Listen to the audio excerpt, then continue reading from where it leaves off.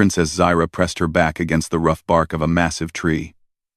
Her skin, once bright blue like the morning sky, now looked gray and dull. 3 weeks had passed since her father threw her out of the palace. 3 weeks of hiding in the dark shadowbark forest like a common criminal.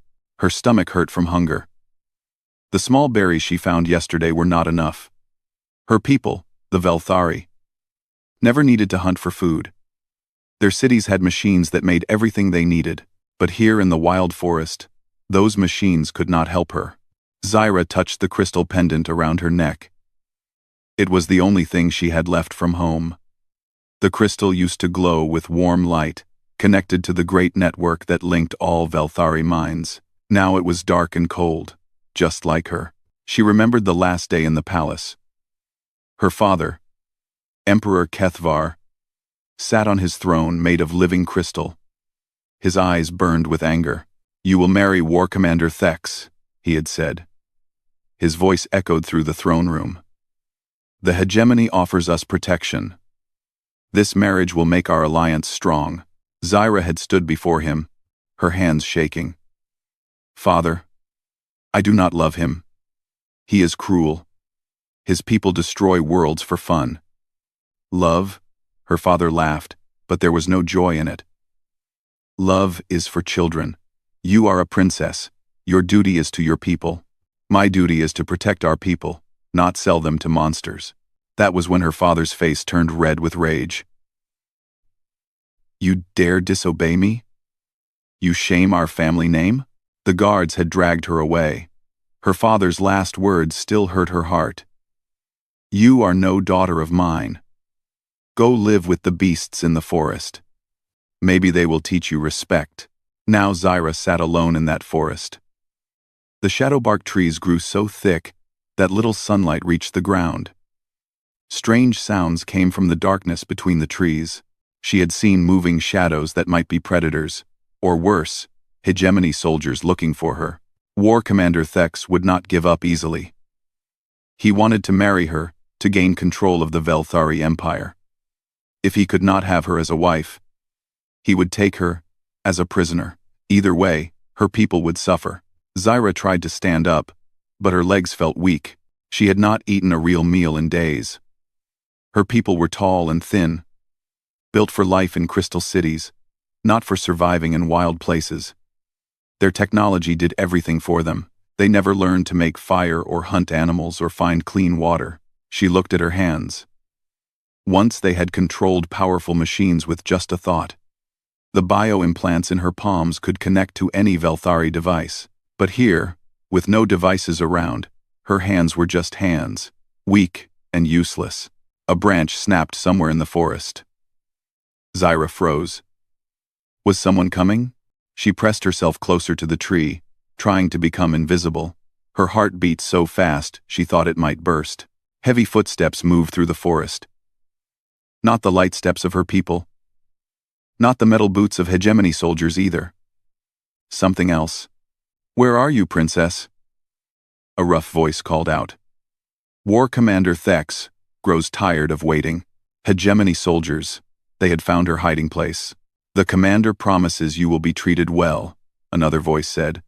"Come out now and save yourself pain." Zyra bit her lip to stop herself from crying. She knew what Thex's promises were worth. He had destroyed 3 worlds to prove his power. He would make her watch her people suffer before he killed them all. The soldiers moved closer. Zyra could see their red armor between the trees. They carried weapons that could burn through stone. She had nowhere to run. "Search every tree," the first soldier ordered.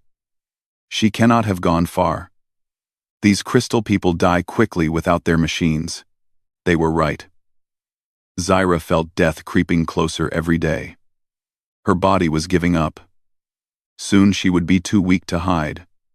Then Thex would have her, but she would not go quietly. Her father called her weak, but he was wrong. She had learned something in the forest that palace life never taught her. She had learned to hate. She hated her father for choosing politics over love. She hated Thex for his cruelty. She hated her own people for being too weak to fight back. Most of all, She hated herself for running away instead of standing up to them all.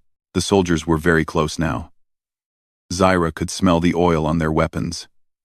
She closed her eyes and prepared to die fighting. Then she heard something that changed everything.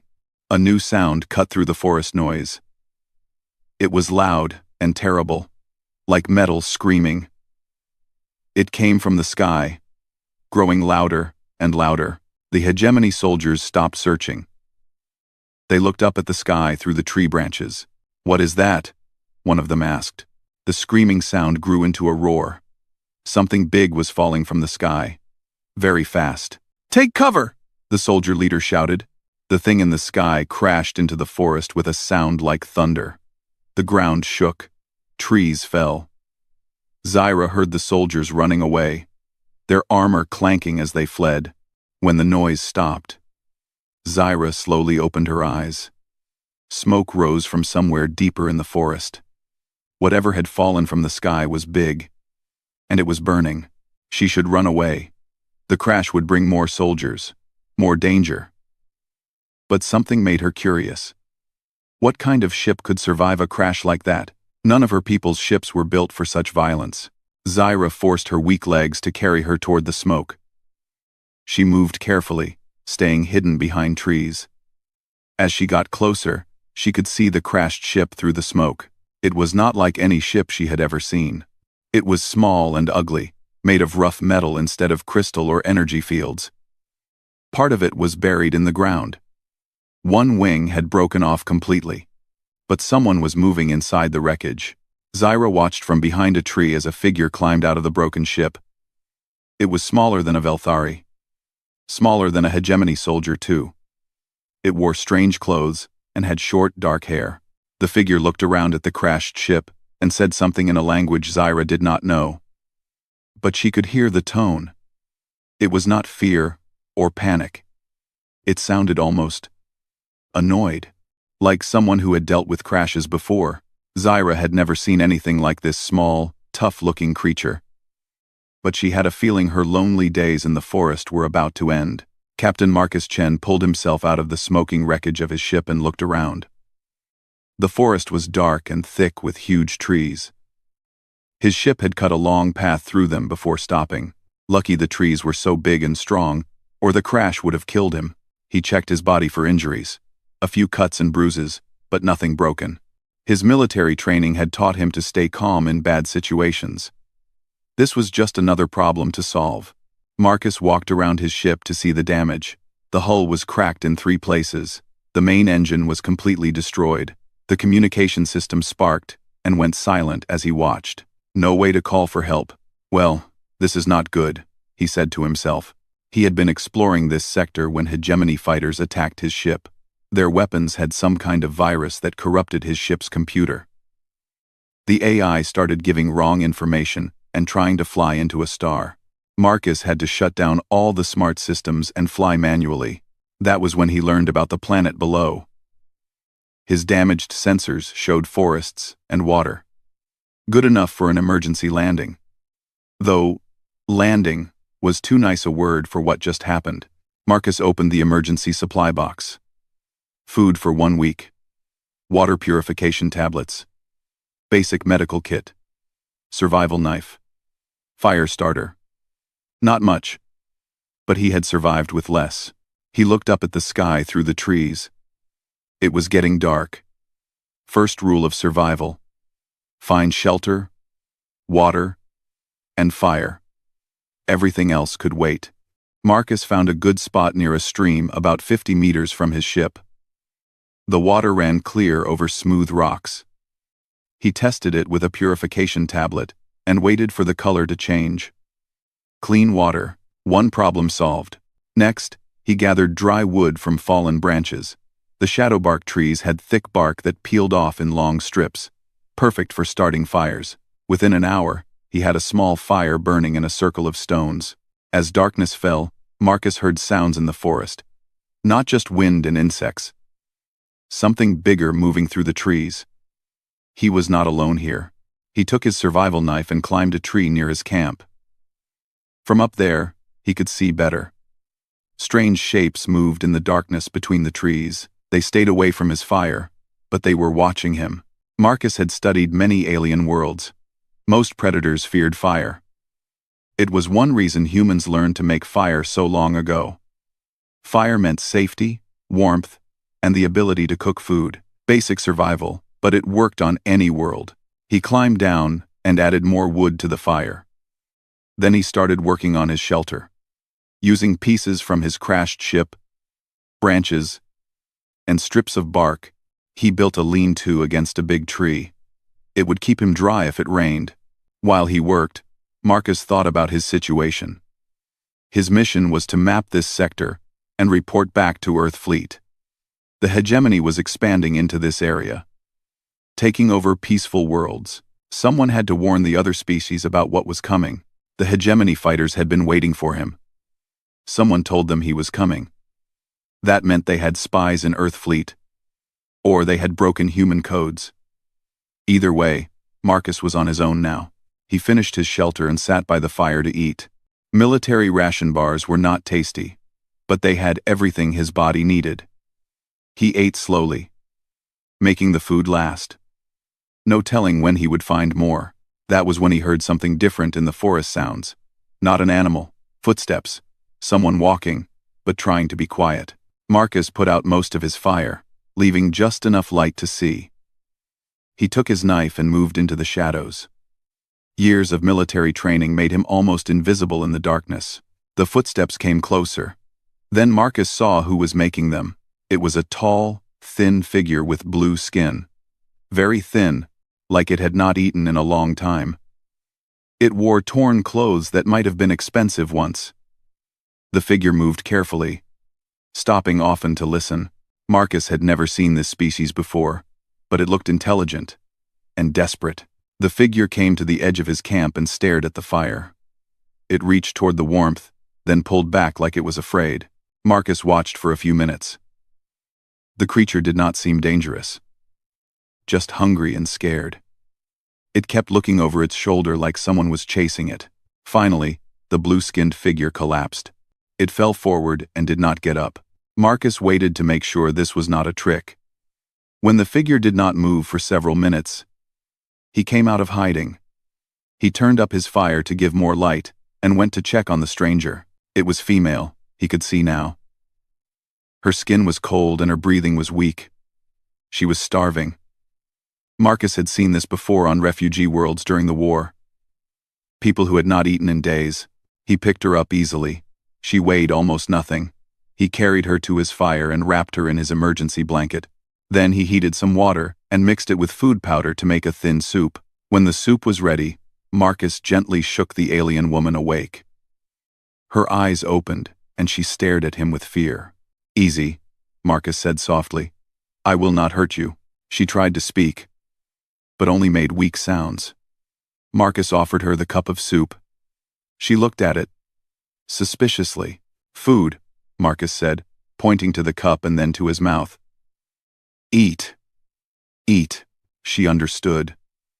Her hands shook as she took the cup and drank a little.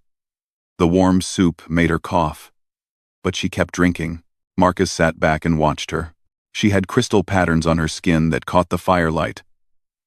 Her clothes were made from some kind of fabric he had never seen. This was no primitive forest dweller. She came from an advanced civilization. When she finished the soup, she looked at Marcus with wide eyes. She pointed to herself and said something in her own language. It sounded like, "Zyra." "Zyra," Marcus repeated, pointing to her. Then he pointed to himself. "Marcus." She tried to say his name, but it came out wrong. Close enough. Zyra looked around the camp. She saw his shelter, his fire, the organized way he had set up everything. She touched the metal cup, the soup came in, then looked at the pieces of spaceship he had used to build his shelter. Marcus could see her mind working. She was realizing that he had survived a spaceship crash and built a working camp in just a few hours. Most species would have died in a crash like that, or at least taken days to recover. She said something in her language and pointed at the forest around them. Her voice sounded frightened. Marcus did not understand her words, but he understood fear. Someone or something was hunting her. That was why she was hiding in the forest, starving instead of going home. He pointed to his camp, then to her, then made a gesture that meant, "Stay here. Safe." Zyra looked at him for a long time. She was deciding if she could trust this strange, small creature who made fire without machines and built shelters from crashed spaceships. Finally, she nodded. Marcus smiled and added more wood to the fire. He had found someone who needed help. And maybe, just maybe, she could help him understand this world and find a way to complete his mission. The forest was full of dangers, but humans had been dealing with dangerous places for thousands of years. This was just another challenge to overcome. Zyra curled up near the fire and closed her eyes. For the first time in weeks, she felt safe enough to sleep deeply. Marcus kept watch through the night. Whatever was hunting her, it would have to go through him first. Zyra woke up when the sun came through the trees. For a moment, she forgot where she was. Then she saw Marcus adding wood to the fire, and remembered. The strange, small alien had saved her life. Marcus smiled at her and offered a cup of hot soup. "Good morning, Zyra." She took the cup and drank carefully. The soup tasted better than anything she had eaten in weeks. "Thank you," she said in her own language. Marcus pointed to himself and said, "Human." Then he pointed to her with a questioning look. "Velthari," Zyra said, touching her chest. Marcus nodded and repeated the word. He was learning quickly. After breakfast, Marcus showed Zyra around his camp. He had built a water filter using cloth and stones from the stream. He had set up traps to catch small animals. He had even made fishing hooks from pieces of his ship. Zyra watched everything with amazement. Her people had machines to do all of this. They never learned to make things with their hands. But this human could create useful tools from almost nothing. "How?" she asked, pointing to the water filter. Marcus understood her question even though they did not speak the same language. He showed her how the stones and cloth cleaned dirty water. He let her help him check the animal traps. One had caught a small creature like a rabbit. Zyra looked away when Marcus killed the animal quickly and cleanly. Her people ate food made by machines. They never saw where it came from. "Life," Marcus said seriously. He made a gesture that meant respect. "Take only what you need." Zyra began to understand. This human knew that taking life was serious, but he did what was necessary to survive. There was no shame in it. Over the next few days, Marcus taught Zyra many things. How to recognize safe plants to eat. How to find dry wood even after rain. How to read the weather by watching clouds and wind. Zyra was surprised at how quickly she learned. Her people always said they were weak without their technology, but maybe they had just forgotten how to be strong. In return, Zyra taught Marcus about the forest. She showed him which plants were dangerous and which ones could heal wounds. She knew the sounds different animals made and what they meant, but more importantly, she told him about the war that was coming. Using simple words and hand gestures, Zyra explained about her people. The Velthari. They lived in crystal cities and valued peace and knowledge. But they had grown weak and dependent on their machines. She told him about the hegemony, a race of conquerors who destroyed worlds for resources and pleasure. They had offered to protect the Velthari in exchange for total control. "My father," Zyra said, pointing to herself and making a crown gesture with her hands. "Emperor. Wants marriage." She made a disgusted face and pointed into the forest. "War Commander Thex. Cruel, evil." Marcus understood. Zyra was a princess. Her father wanted her to marry an enemy leader to avoid war. She refused and was exiled. "You were right to say no," Marcus said. Zyra did not understand all his words, but she understood his tone. He respected her choice. This surprised her. Her father had called her foolish and selfish. Her advisors had said she was putting her feelings above her people's safety. But this human stranger thought she had done the right thing. Marcus asked more questions, and slowly Zyra explained the whole situation. The hegemony wanted to use the Velthari's advanced technology for war. War Commander Thex was looking for her to force the marriage. If he found her, her people would become slaves. How many ships does Thex have? Marcus asked. Zyra held up her fingers. 20 ships. Each one could destroy a city. Marcus was quiet for a long time. Finally, he said, "We need to stop him." Zyra stared at him in shock. This one small human wanted to fight 20 warships? It was impossible. Even brave. It was crazy, but Marcus was already thinking about the problem. What weapons do the hegemony ships have? What are their weaknesses? Krana, Zyra tried to explain. The hegemony ships were heavily armed but not very smart. They relied on fear and superior numbers. Their computer systems were simple but well protected. Marcus nodded as he listened. He was making plans. That evening, Marcus showed Zyra something that amazed her. He had been working with pieces from his crashed ship, building something new. It looked like a communication device, but different from anything she knew. Radio, Marcus explained. Long-distance talking. He had built it using basic electronics and parts from his ship. No advanced computers or AI systems, just simple technology that worked. Marcus spoke into the device in his own language. He was trying to contact other humans, to warn them about the hegemony expansion. Zyra listened to the strange human sounds. The language had a rhythm that was different from her people's speech. It sounded strong and direct, like Marcus himself. When Marcus finished speaking, he looked frustrated. No answer. Friends far away, he explained to Zyra. Need time to get message. Zyra understood. Help might come, but not soon enough. That night, they sat by the fire and Marcus told Zyra about his people. Humans came from a world called Earth. They had no advanced technology when they started exploring space. They had to build everything themselves, learning through mistakes and hard work. Humans adapt, Marcus said, using a new word. Zyra was learning to understand. Always find a way. He told her about human history. How they survived ice ages and disasters. How they explored dangerous oceans in small boats. How they always kept trying. Even when things looked impossible, Zyra told Marcus about Velthari history. Her people had built amazing cities and made art from living crystal. They had mapped the stars and created beautiful music, but somewhere along the way, they had stopped learning how to be strong. Your people not weak, Marcus said. Just forgot how to fight. Can they remember? Zyra asked. Yes, Marcus said without hesitation. You remembered. Zyra thought about this.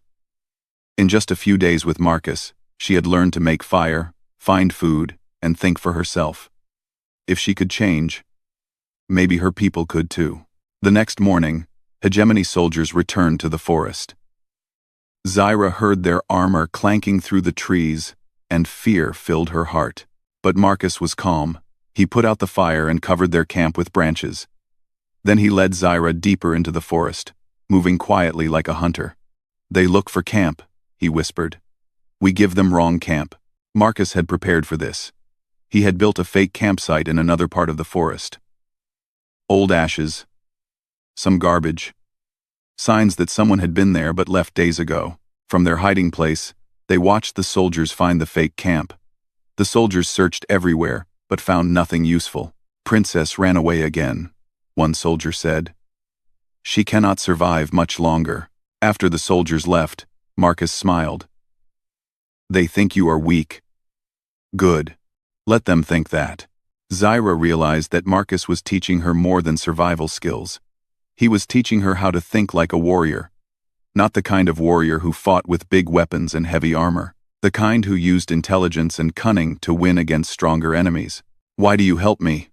Zyra asked that evening. Marcus thought for a moment. Because you tried to do the right thing, even when it was hard. That makes you worth helping. Zyra felt something warm in her chest. This human barely knew her, but he believed in her. He saw strength in her that her own father could not see. For the first time since her exile, Zyra began to hope that maybe, just maybe, they could find a way to win this fight. Marcus spent the evening making new tools from his ship parts. Each one was designed to help them survive or fight back. Tomorrow, he said, we start real work. Zyra did not know what he meant, but she trusted him. This strange human had already done impossible things. Maybe he could do more. 3 days later, the forest shook with the sound of landing ships. Not just a few soldiers this time. Zyra counted at least 5 ships touching down in a clearing 2 kilometers away. Heavy ships with powerful weapons. They are serious now, Zyra whispered as she and Marcus watched from high in a tree. Marcus studied the ships through a scope he had built from pieces of his crashed vessel. "War Commander Thex?" he asked. Zyra nodded. "The biggest ship. Black with red markings. That is his command vessel." Marcus watched soldiers pouring out of the ships. They wore heavier armor than the scouts from before. They carried energy weapons and scanning equipment. These were not just hunters. This was an army. "How many?" Marcus asked. "Maybe 200 soldiers," Zyra said. "Plus combat mechs. Plus orbital support from ships in space." Marcus was quiet for a long time, still watching through his scope. Zyra expected him to say they should run. Hide somewhere else. Wait for help that might never come. Instead, Marcus climbed down from the tree and started gathering his equipment. "What are you doing?" Zyra asked. "Getting ready for war," Marcus said simply. Zyra stared at him. "Marcus, you cannot fight 200 soldiers. They have weapons that can burn through mountains. They have machines that can track us anywhere." Marcus looked at her with a strange smile. "Zyra, let me tell you about humans and war." He led her to a hidden spot where he had been building things from his ship parts. Zyra had not realized how much work he had been doing. There were devices she did not recognize, containers full of chemicals, and rolls of thin wire. "Humans fought big armies before," Marcus explained as he packed equipment into a backpack. "Sometimes we won." "Want to know how?" "How?" Zyra asked, though she was not sure she wanted to hear the answer. "We did not fight fair." That afternoon, Marcus showed Zyra what he meant.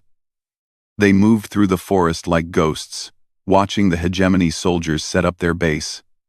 The soldiers were efficient but predictable. They followed standard military procedures. Marcus pointed out their mistakes. Guard posts too far apart. Communication lines not protected. Supply area easy to reach. He was studying them the way a hunter studies prey. When darkness fell, Marcus began his campaign. The first target was a supply truck, moving between the landing site and a forward patrol base. Marcus had spent hours learning the route and timing. The truck was armored, but had weak spots. Marcus placed small explosive devices along the road. Not enough to destroy the truck, just enough to damage it and force the crew to stop. When the truck hit the first explosive and broke down, the crew got out to check the damage. That was when Marcus struck from the darkness with a device that made no sound. Both soldiers fell unconscious before they knew what happened. Marcus and Zyra quickly loaded the truck supplies into their own hiding places. Food, medical supplies, and most importantly, communication equipment. "Why not take their weapons?" Zyra asked. "Too heavy. Too complicated," Marcus explained. "My weapons work better here." The next morning, the hegemony soldiers found their truck and their unconscious crew. The crew could not explain what happened. They remembered stopping to check damage, then waking up hours later. War Commander Thex was not pleased. Zyra heard his angry voice echoing through the forest as he shouted at his officers. "Find them. I want the princess alive, but kill anyone helping her." That night, Marcus hit again. This time, he targeted a communication relay that connected the base to the ships in space. The device looked heavily guarded, but Marcus found a way to approach from underground, through a stream that ran under the relay station. He did not destroy the relay. That would have been too obvious. Instead, he changed it so that some messages would not get through correctly. Orders became confused. Reports got lost. The careful coordination of the hegemony forces began to break down. By the third day, Thex's soldiers were making mistakes. They shot at shadows. They reported seeing enemies where there were none. The constant small attacks and equipment failures were making them nervous and angry. Marcus watched from hiding as Thex himself came to inspect a patrol that had lost half its equipment to traps. War Commander Thex was exactly as Zyra described. Tall, heavily armored, with scars covering his face. He moved like someone who had never lost a fight. This is not the princess, Thex snarled at his officers. She is weak. She could not do this. Commander, maybe she found help, one officer suggested. Thex backhanded the officer, sending him sprawling. Help? From who? The Velthari are cowards. There is no one else on this world. Marcus smiled in his hiding place. Let them underestimate him. That evening, Thex made a mistake. He sent out a smaller patrol to search the deep forest. Only 10 soldiers, thinking they were hunting a scared princess and maybe some forest animals. Marcus had been waiting for this chance. He led the patrol into a part of the forest where the trees grew very close together. Heavy armor and energy weapons were disadvantages here. The soldiers had to move in single file along narrow paths. Marcus had spent hours preparing this area. Ropes hidden among the branches. Small explosive charges buried under leaves. False paths that led nowhere. When the patrol entered his trap, Marcus was everywhere and nowhere. A soldier would step on a hidden pressure plate and get tangled in ropes. Another would chase sounds that led him in circles. Equipment would malfunction in ways that seemed like accidents. Within 2 hours, the entire patrol was captured or unconscious. Marcus had not killed anyone, but he had shown them how helpless they were in his forest. When the patrol did not report back, Thex sent search teams to find them. They found the 10 soldiers tied to trees, alive, but embarrassed. Each soldier had a message written on his armor in their own language. The forest is watching you. Thex was furious. But he was also starting to understand that he was not fighting a scared princess anymore. Who is helping her? He demanded from the captured soldiers. We never saw anyone, one soldier said. Things just happened. Explosions from nowhere. Equipment breaking. Like the forest itself was fighting us. Thex did not believe in magic, but he was beginning to wonder what kind of enemy could move so unseen and strike so precisely. Marcus was already planning his next move. He had studied the hegemony base carefully and found its biggest weakness. They depended on energy from their ships to power everything. Cut the power, and their advanced weapons would stop working. But the power generators were heavily guarded and protected by force fields. How do we get close? Zyra asked when Marcus explained his plan. Marcus showed her the answer. He had built a device that looked like a simple metal box. Inside were chemicals from his ship, mixed with minerals from the forest. Electromagnetic pulse, Marcus explained. Shuts down electronics temporarily. Will it work on hegemony technology? Only one way to find out. They waited until the middle of the night, then moved toward the base. Marcus had learned the guard patterns and timing. But this would be the most dangerous part yet. As they got close to the generator building, Zyra whispered, Marcus, if this does not work, we will both die. Marcus looked at her with that same calm expression he always had. Zyra, humans have a saying. Sometimes, you have to risk everything to save anything. He activated his device and threw it toward the generator building. The explosion was not loud, but every light in the hegemony base went out at once. In the darkness, alarms started screaming. Emergency lights flickered on, then went out again. Soldiers ran in all directions, trying to understand what had happened. Marcus and Zyra slipped away in the confusion. But they had proven something important. The mighty hegemony army was not as invincible as they thought, and somewhere in the dark forest, a single human was turning their advanced technology against them, one clever attack at a time. War Commander Thex stood in his powerless command center and realized he was no longer hunting a helpless princess. He was fighting a war. And for the first time in his career, he was not sure he was winning. The news of Marcus's attacks spread through the forest faster than fire. Other Velthari refugees had been hiding in the deep woods, too afraid to fight back, but now they came to find the mysterious force that was defeating hegemony soldiers. Zyra could hardly believe it when the first group appeared at their camp. 5 of her people, thin and scared but alive. They had been running from hegemony patrols for weeks. Princess, an older male named Keth said, bowing low. We heard impossible stories. They say you command forest spirits that make hegemony weapons useless. Zyra looked at Marcus, who was sharpening a knife by their fire. To her people, his simple tools and cunning tactics might seem like magic, not spirits, Zyra said. Something better. Knowledge. Over the next few days, more refugees found them. Soon they had almost 30 Velthari in their hidden camp. Marcus watched them with interested eyes. These people had the same advanced minds as Zyra, but they had been broken by running and hiding. Can you teach them? Zyra asked Marcus quietly. Marcus looked at the refugees. They were engineers, artists, scientists, smart people who had forgotten how to be strong. Can they learn? He asked back. Zyra thought about her own journey. A month ago, she could not make fire or find food. Now she could move through the forest like a ghost and set traps that fooled experienced soldiers. Yes, she said, they can learn. Marcus began training the Velthari in small groups. He taught them to make simple weapons from forest materials. He showed them how to hide and move quietly. Most importantly, he taught them to think like fighters instead of victims. Your enemy expects you to run, Marcus told them, so do not run.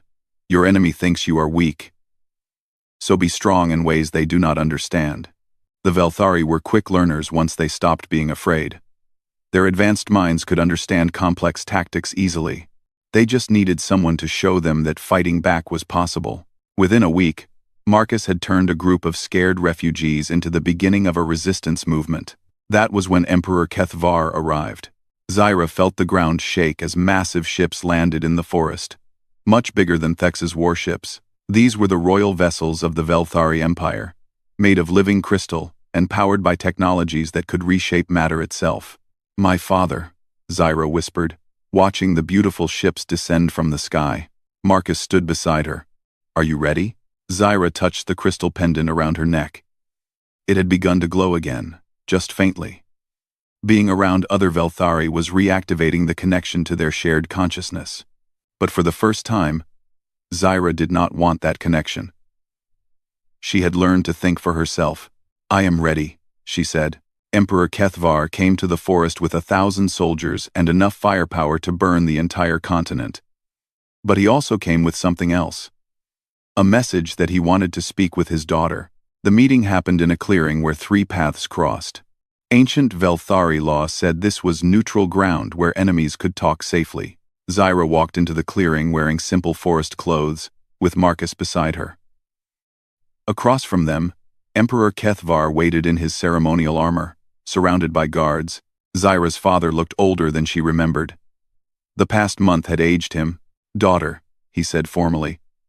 I have come to bring you home.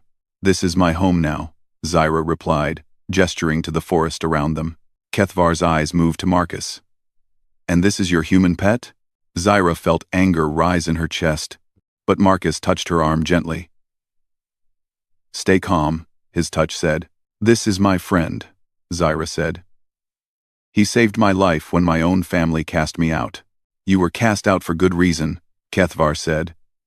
Your selfishness has brought war to our people. War Commander Thex is furious that his soldiers keep disappearing. He blames us for harboring enemies. His soldiers disappear because they came hunting innocent people, Zyra said. We only defended ourselves. Kethvar laughed, but there was no joy in it. You defended yourselves? You, and what army? That was when the forest around them came alive. Velthari refugees appeared from behind every tree. They moved quietly and carried simple weapons, but their eyes burned with new confidence. 30 had become 60. 60 had become more than 100, and they all looked to Zyra as their leader. Kethvar stared in shock. Impossible. These are artists and engineers. They do not know how to fight. They know now, Marcus said quietly. It was the first time he had spoken. Kethvar studied the small human who had turned his daughter into a rebel leader. You taught them this? I taught them to remember what they already knew, Marcus replied. Your people are not weak. They just forgot how to be strong. Strength without wisdom is worthless, Kethvar said. You have turned my people into savages. Zyra stepped forward. Father, look around you. Really look. Kethvar looked at the Velthari refugees again. Yes, they carried weapons and moved like soldiers. But they still had the grace and intelligence of their people. They had not become savages, they had become something new. They learned to fight, Zyra continued. But they also learned to choose. To think for themselves instead of just following orders. To stand up for what is right, even when it is dangerous. Pretty words, Kethvar said. But Thex has 20 warships. What can your forest warriors do against that? Marcus spoke again. Emperor, your daughter asks the wrong question. The right question is, what can 20 warships do against an entire people who refuse to surrender? Kethvar was quiet for a long moment. Then he said, You speak of rebellion against impossible odds. I speak of choosing your own destiny instead of letting others choose it for you, Marcus replied. In the distance, explosions echoed through the forest. War Commander Thex was trying to burn down the woods to flush out the resistance fighters. But the Velthari had learned Marcus's lessons well. They faded deeper into the forest, striking back at supply lines and communication posts. This will never end, Kethvar said. Thex will not stop until he has Zyra as his wife, or sees our entire civilization destroyed. Then maybe it is time to stop running from Thex, Zyra said. She looked at Marcus, who nodded encouragingly. Then she faced her father with new authority in her voice. Father, I challenge War Commander Thex to single combat. Winner takes all. Kethvar's eyes went wide. Daughter, he will kill you. Maybe, Zyra said calmly. But if I win, the hegemony leaves our people alone. And our people remember that they have the right to choose their own leaders. Marcus stepped closer to Zyra. She will not fight alone. Kethvar looked back and forth between his daughter and the human. This is madness. This is hope. Zyra corrected. The challenge was sent to War Commander Thex, who accepted immediately. He thought he would be fighting a weak princess, who had been living in the forest like an animal. He was very wrong. The combat took place the next day, in the same clearing where Zyra had faced her father. Thex came in full battle armor, with energy weapons. Zyra came with simple forest clothes and tools Marcus had made for her. But she also came with something Thex had never faced before. She came with the absolute determination of someone who had learned to think for herself.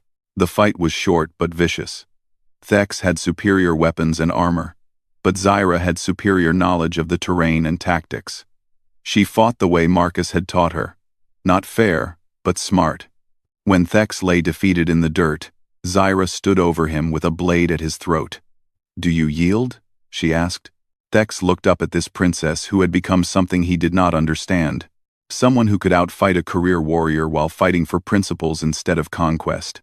I yield, he said. The hegemony ships left that day.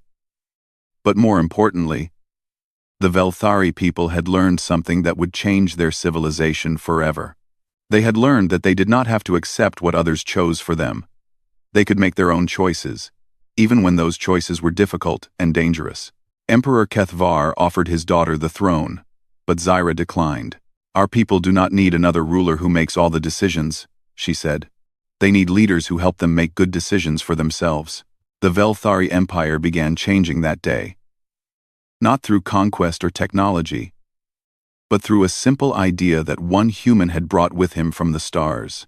The idea that every person had the right to choose their own path. Marcus eventually repaired his ship and continued his mission to warn other worlds about hegemony expansion. But he left behind something more valuable than any military report. He left behind a people who had remembered how to be free. And in the deep forest where it all began, Zyra built not a palace, but a school. A place where Velthari from across the